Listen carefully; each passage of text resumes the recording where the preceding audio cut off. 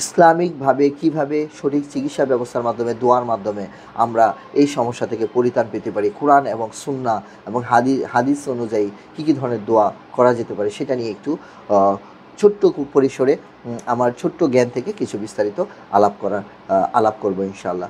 প্রতিদিন শিশুর সাথে নিম্নলিখিত আয়াত বা সূরাগুলো পড়তে পারেন, যেমন সূরা আল ফাতিহা, এটা প্রতিদিন শিশুকে শোনাতে পারেন, শিশুকে পড়তে বলতে পারেন।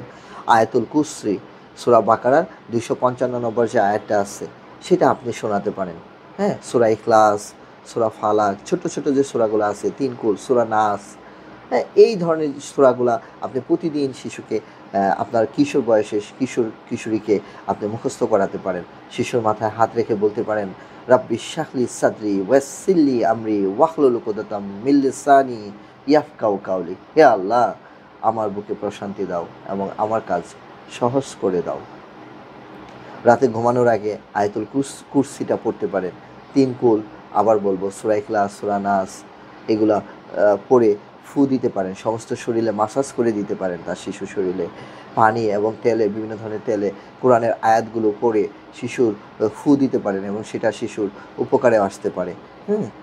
কে জানে আল্লাহর কোন আয়াতটা অথবা কোন সূরাটা বা কিভাবে ডাকলে আল্লাহ পছন্দ করে ফেলে, সেটা তো আমরা আসলে জানি না। যারা ইসলাম প্র্যাকটিস করেন তারা এই কাজগুলো করতে পারেন।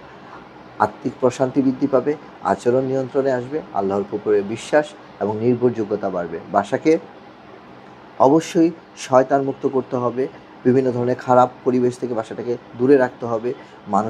মানুষের চোখের দৃষ্টি থেকে, খারাপ দৃষ্টি থেকে, শয়তানের খারাপ দৃষ্টি থেকে বাসাটাকে সবসময় পবিত্র রাখার জন্য সূরা আল বাকারা আপনি সবসময় তালাওয়াতটা ছেড়ে দিতে পারেন। এবং আপনি অবশ্যই বিভিন্ন ধরনের রুকিয়ার যে বইগুলো মার্কেটে পাওয়া যায়, বিভিন্ন অথেন্টিক রাইটারের বইগুলো, সেগুলো আপনি কালেক্ট করে নিজে নিজে সেলফ রুকিয়া বাসায় প্র্যাকটিস করতে পারেন। অটিজম শিশুর কিশোরকালীন যে সমস্যাটা অভিভাবকদের জন্য সবসময় চ্যালেঞ্জিং হয়ে থাকবে। এটি একটি অনেক বড় একটা পরীক্ষা, অনেক বড় একটা ধৈর্য। এটা আপনার জন্য যেমন ধৈর্য, থেরাপিস্টের জন্য যেমন ধৈর্য, যে স্কুলে যাচ্ছে স্কুলের শিক্ষকদের জন্য যেমন ধৈর্য, সবচেয়ে বড় ধৈর্যের পরীক্ষাটা দিচ্ছে আমার শিশুটা। তাই কোরআন এবং সুন্নাহ অনুযায়ী দোয়ার মাধ্যমে ইনশাআল্লাহ এই সময় অতিক্রম করা সম্ভব।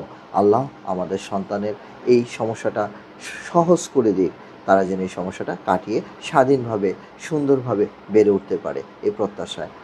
আমিন। আসসালামু আলাইকুম ওয়া রাহমাতুল্লাহি।